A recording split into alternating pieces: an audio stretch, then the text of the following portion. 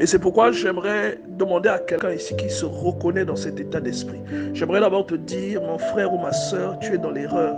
C'est de l'ignorance ce que tu manifestes. Ces choses-là que beaucoup méprisent sont même la base de la conviction. Ce sont des révélations. Parce que lorsque la dîme est donnée par Abraham ou par Jacob, cela n'a aucun rapport avec la loi. La loi n'est même pas encore promulguée.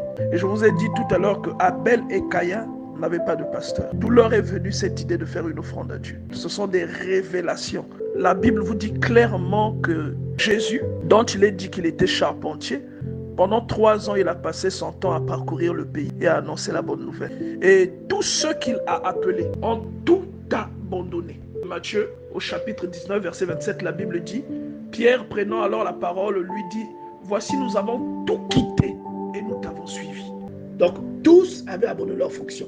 Que ce soit les fils de Zébédée, que ce soit Pierre. Ils sont retournés à leur fonction lorsque Jésus a été crucifié. Parce qu'ils avaient tous perdu la foi. Mais lorsque le Saint-Esprit arrive, ils repartent à l'évangélisation et ils abandonnent tout le reste.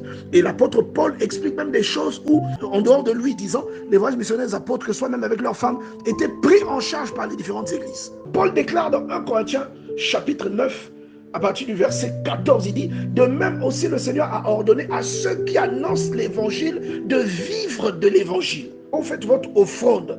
Il y a dans la répartition, dans ce que le bureau fait, il y a une partie qui doit soutenir le pauvre. Une partie qui doit soutenir les besoins de l'église. Une partie qui doit soutenir l'homme de Dieu qui a la charge de cette église. Donc il dit, ne savez-vous pas, au verset 13, ne savez-vous pas que ceux qui remplissent les fonctions du temple, les fonctions sacrées sont nourris par le temple. Donc ceux qui servaient dans le judaïsme, ceux qui servaient dans le temple étaient nourris au temple. Il y a beaucoup de détails que je peux vous donner dans l'Ancien Testament. Il ajoute au verset 14 que de même le Seigneur a ordonné que ceux qui annoncent l'évangile vivent de l'évangile. Donc celui qui prêche la parole, c'est ce qu'il fait qui doit l'entretenir. Et c'est avec ça qu'il doit entretenir sa famille. C'est comme un travail. Vous voyez ça? C'est comme un travail dont Dieu est le patron. Vous avez été appelé à être ingénieur. C'est ça qui vous nourrit. Celui qui est appelé à la parole, il sera nourri par ça. Qu'un homme de Dieu, un porteur de l'évangile, un instrument du Seigneur, c'est ce que le Seigneur demande, qu'il vive de l'évangile. Vous voyez? C'est l'évangile qui le nourrit. C'est l'évangile qui l'entretient. Parce que c'est à ça qu'il a été appelé. Et il y a tout un système mis en place par le Seigneur lui-même pour que cette personne ne soit pas lésée. C'est ça que les gens ne comprennent pas. La Bible dit, je donne comme possession au fils de Lévi toute dîme en Israël pour le service qu'ils font dans la tente. Nombre chapitre 18, verset 21. Aujourd'hui, les Lévites sont représentés par toutes les personnes qui ont une vocation. Ce n'est plus une question de tribu, c'est une question d'appel.